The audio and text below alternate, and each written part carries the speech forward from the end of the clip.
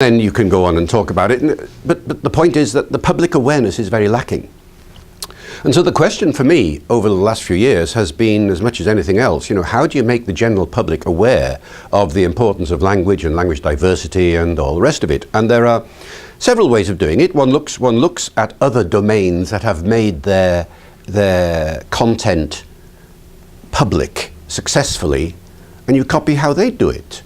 I mean, take the Green Movement, for example, which has been around for over a century now. Of course, the first societies for the protection of birds were in the 1880s and so on, wasn't it? It was that sort of period. So they've had a lot of time to get their act together. As you look at the way successful movements, ecological movements, have evolved over the past 100 years, and you think, we could take a leaf out of their book.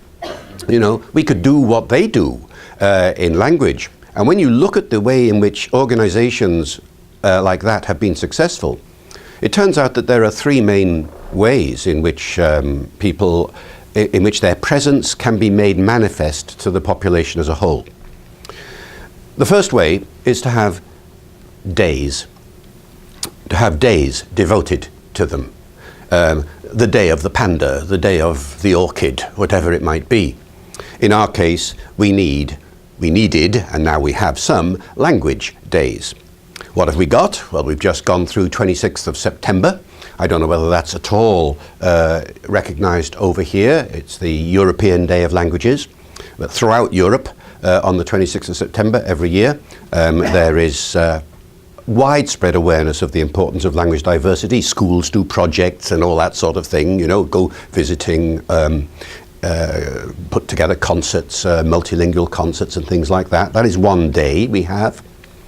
Another day is 21st of February, World Mother Tongue Day.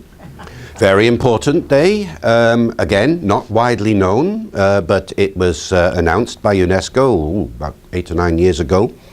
Why 21st of February? Because that was the day when a group of students in Bangladesh, as it is now, protested that their language was not being given the official recognition it deserved, and the government of the time shot them, and they were killed.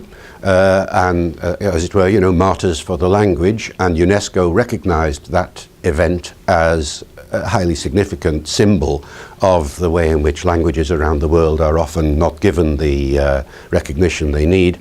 And so 21st of February became World Mother Tongue Day.